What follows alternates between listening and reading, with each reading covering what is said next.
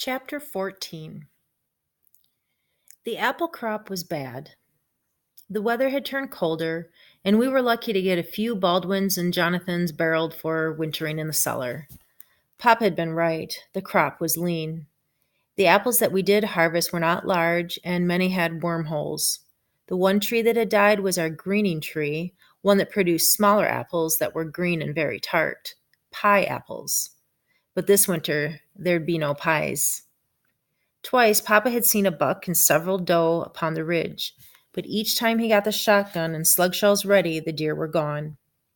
Jacob Henry's father got a buck. So did Ira Long.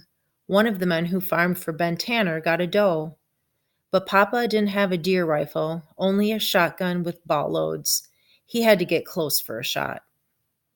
He still hunted early, almost every morning, hoping to get a buck deer before it was time to go to work. No luck. Once he even sat for 4 hours in a cold rain, waiting. He coughed after that, a deep rattling cough that made him hang onto things. But the worst thing was when his lungs got so bad he stopped sleeping with Mama. He slept in the barn. It was warmer there with Daisy and Solomon both enclosed in a cozy area.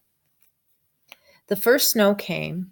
It wasn't real heavy, and when the next day's sun broke through, it all melted away. But more would follow. Pinky did not have a litter of pigs. She was bred and she was barren. And she ate too much to keep as a pet. Samson had mounted her twice, and there was no litter. Nothing. And little Estrus, she never really come to full heat, not even once. It all ended one early morning on a dark December day. It was Saturday and there was no school. After chores, Papa and I came in for breakfast. I tried to down a big bowl of hot, steaming oatmeal, but it tasted like soap, and the fresh, warm milk from Daisy's pail was flat. I couldn't swallow it. Papa just sat at the kitchen table, fingering a pipe that he couldn't smoke and looking at a breakfast he couldn't eat. He finally got up from the table to look through the window. Outside, the dark of the moon was just softening into first light. When he turned round to me, his face was sober. "Rob, let's get it done." I didn't ask what. I just knew.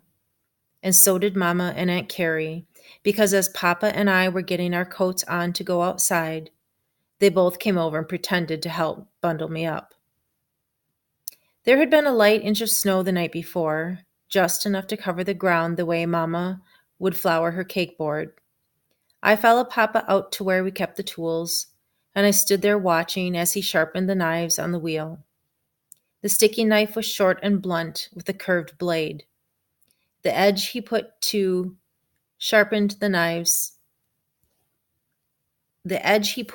it was extra sharp. He pulled on some heavy rubber boots in the barn and tied a sheaf of leather around his middle for an apron. We were ready. A light inch of snow the night before, just enough to cover the ground the way Mama would flour her cake board. I followed Papa out to where we kept the tools, and I stood there watching as he sharpened the knives on the wheel. The sticky knife was short and blunt with a curved blade. The edge he put to it was extra sharp. He pulled on some heavy rubber boots in the barn and tied a sheath of leather around his middle for an apron. We were ready. Toting some of the tools and a spine saw, I followed him out of the shed and around to the south side of the barn, to where old Solomon and the capstan had pulled the corn crotch. Pinky's house. Inside it, she was lying all curled up warm in the clean straw. It was a soft, warm smell. "Come on, Pinky," I tried to say in a cheerful way. "It's morning."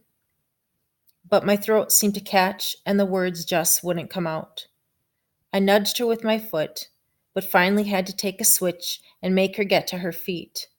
She came to me, nuzzle pointed into my leg. Her curly tail was moving about like it was glad the day had started. People say pigs don't feel, and that they don't wag their tails. All I know is that Pinky sure knew who I was, and her tail did too. While Papa lit a fire to boil the water, I pushed her out of the crib and into a box pen. the same one that she'd been in when bred to Samson.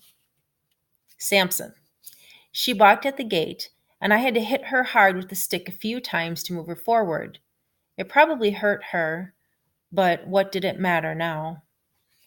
Following her into the box pen, we closed the gate by sliding the bars across. I got down on my knees in the snow and put my arms around her big white neck, smelling her good, solid smell. Pinky, I said to myself, try and understand. If there was any other way. If only Papa had got a deer this fall, or if I was old enough to earn money. If only. Help me, boy, said Papa. It's time. He put his tools on the ground, keeping only a 3-foot crowbar. Neither one of us wore gloves, and I knew how cold that crowbar felt. I'd carried it, and it was colder than death. Back away, he said. Papa, I said, I don't think I can. That ain't the issue, Rob. We have to. Standing up, I moved away from Pinky as Papa went to her head. She just stood there in the fresh snow, looking at my feet. I saw Papa get a grip on the crowbar and raise it high over his head. It was then I closed my eyes, and my mouth opened like I wanted to scream for her. I waited.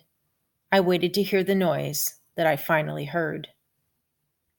It was a strong, crushing noise that you only hear when an iron stunner bashes in a pig's skull. I hated Papa that moment. I hated him for killing her and hated him for every pig he ever killed in his lifetime, for hundreds and hundreds of butchered hogs. Hurry, he said. I opened my eyes and went to her. She was down in the snow, moving, breathing, but down. I helped roll her over on her back, standing astride her and holding her 2 forelegs straight up in the air. With his left hand, Papa pushed her chin down so that the top of her snout touched the ground. His right hand held the blunt knife with the curved blade. He struck her throat deep and way back, moving the knife back through the neck toward himself, cutting the main neck artery. Her blood gushed, bubbled out in heaving floods. Some of it went on my boots. My eyes and went to her. She was down in the snow, moving, breathing, but down. I helped roll her over on her back, standing astride her and holding her 2 forelegs straight up in the air. With his left hand, Papa pushed her chin down so that the top of her snout touched the ground. His right hand held the blunt knife with the curved blade. He stuck her throat deep and way back, moving the knife back through the neck toward himself, cutting the main neck artery. Her blood gushed, bubbled out in heaving floods. Some of it went on my boots. I wanted to run and cry and scream, but I just stood there, helping to hold her kicking. It was all so quiet, like Christmas morning. As Papa continued to draw the pork, I held the feet firm and up. The blood was still pumping out of her, and the ground beneath our feet was spotted with hot pig blood steaming on the cold snow. Between my ankles, I could feel her body quiver in death. I had to look away. So as Papa worked on her, I held fast, staring at the old corn crotch that had once been Pinky's home. Papa worked quiet and quick. The guts got drawn out and were there on the ground in a hot, misty mass. Then we each put a hook in the jaws and dragged the bloody body into boiling water. It was boiled, scraped free of all hair and scurf, and sawed in half. Papa was breathing the way no man or beast should breathe. I had never seen any man work as fast. I knew his hands must have been just about froze off, but he kept working with no gloves. At last he stopped, pushing me away from the pork and turning me around so as my back was to it. He stood close by, facing me, and his whole body was steaming wet with work. I couldn't help it. I started thinking about Pinky. My sweet, clean, white Pinky who followed me all over.